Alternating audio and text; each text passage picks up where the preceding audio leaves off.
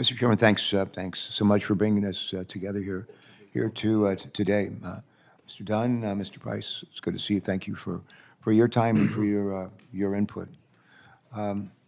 As the former chairman of the committee, this committee, Homeland Security Committee, and as actually the ranking member of this subcommittee that's gathered here today, I hope that this is the first of a number of hearings that will provide our colleagues an opportunity to work together on a range of issues that will benefit the American people.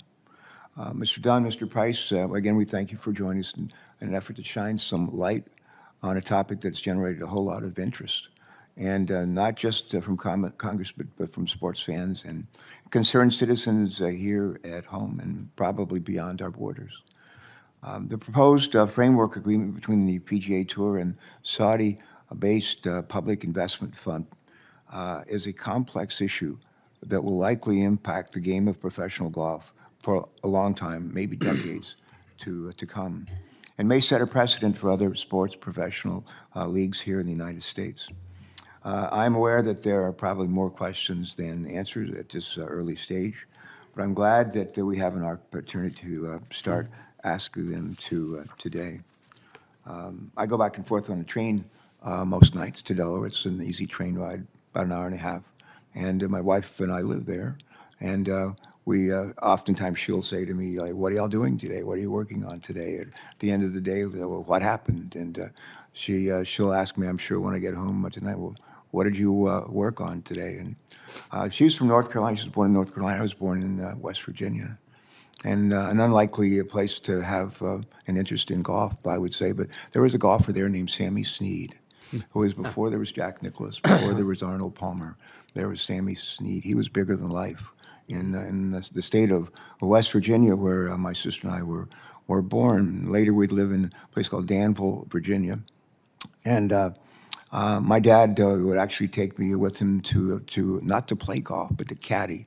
And they'd have a foursome to play every couple of weeks and weekends, and I would get to caddy and make a few dollars. And one day, one of the foursome didn't show up, and my dad said, "How would you like to play golf?"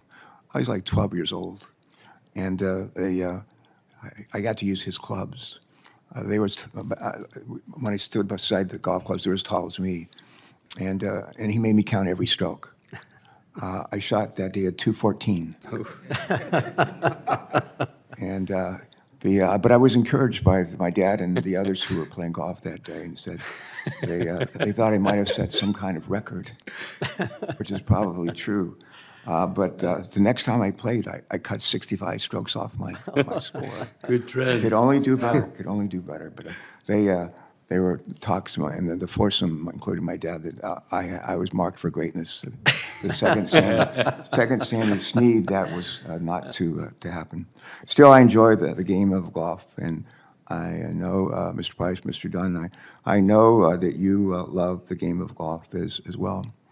I think that you and the PGA Tour can be proud of the values of the tour and the charitable mission of the tour. And in your testimony, I think you both state that the PGA Tour has contributed millions of dollars to charities local where tournaments are played, including in Wilmington, Delaware, which hosted just last year the B&W Championship.